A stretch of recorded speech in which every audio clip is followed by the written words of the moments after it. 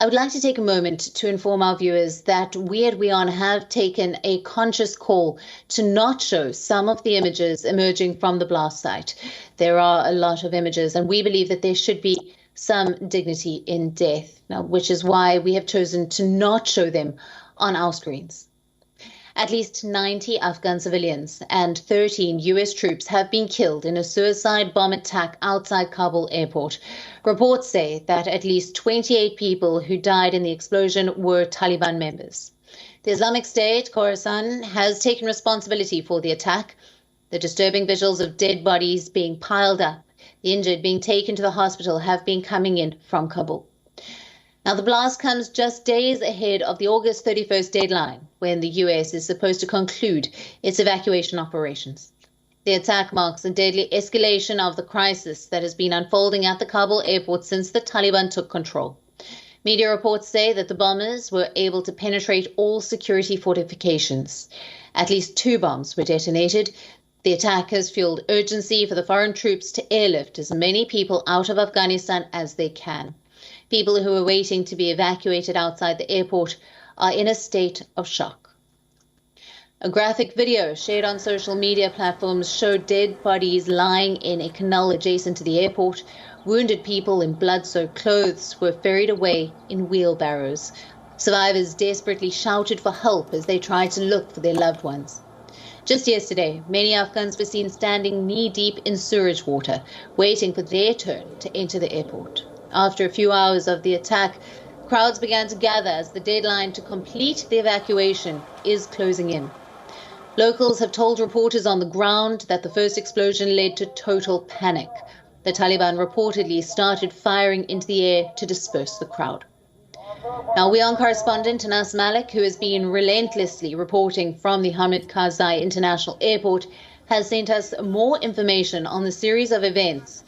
There were 7 explosions last night. 2 of them took place near the Kabul airport where the troops were deployed.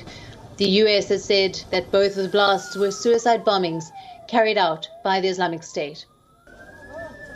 However, ISIS has said that one suicide bomber had targeted the Abbey Gate, which was controlled solely by the US soldiers. The rest of the explosions are presumed to have been carried out by the US forces.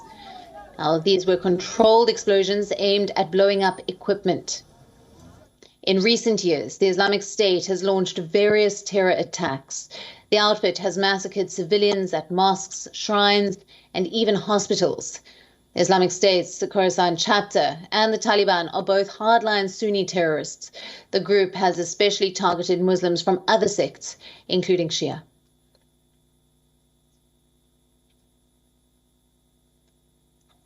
Now, for more on this, joining us live from London is Samuel Ramani, International Relations Researcher at the University of Oxford. Thank you for being with us on this broadcast. Now, the US has said that both of the blasts that were carried out were suicide bombings by the Islamic State, but there was one that was at the Abbey Gate, which was only the US soldiers.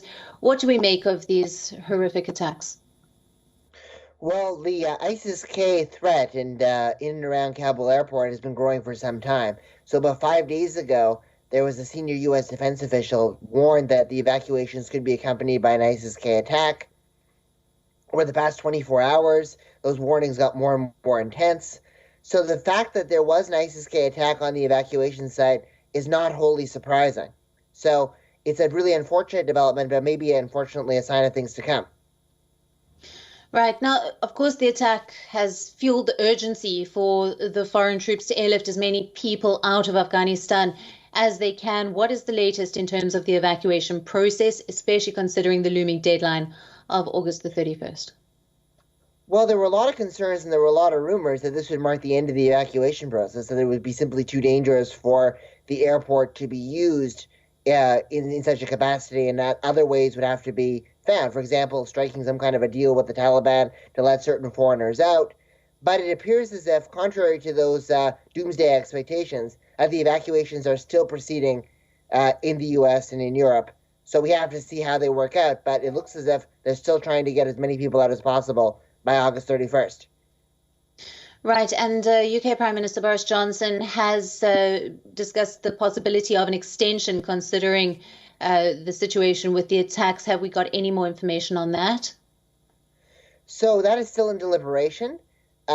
Britain has been, in general, quite frustrated with the Biden administration's response to this crisis in Afghanistan, and the Conservative Party has been not shy in showing those sorts of frustrations in Parliament and outside. So Britain going its own way by extending the deadline beyond August 31st, even if the EU and the United States do not, is a conceivable scenario. So I think that we should watch that closely. Absolutely. And now US President Joe Biden has pledged to hunt down the perpetrators of the suicide bombings. What do we make of his statement? Was this strong enough, and what can we possibly expect? Well, the ISIS-K threat has been brewing in Afghanistan for some time. The group emerged in 2015 from a splinter group of about 70 forces from Syria and Iraq.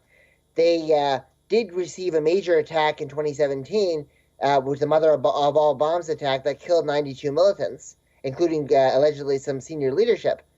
But the ISIS-K over the past 4 to 5 years has not really overtly targeted American forces until now. They did target the U.S. Embassy in Kabul. This is the first real attack on Americans where American military personnel have died in large numbers.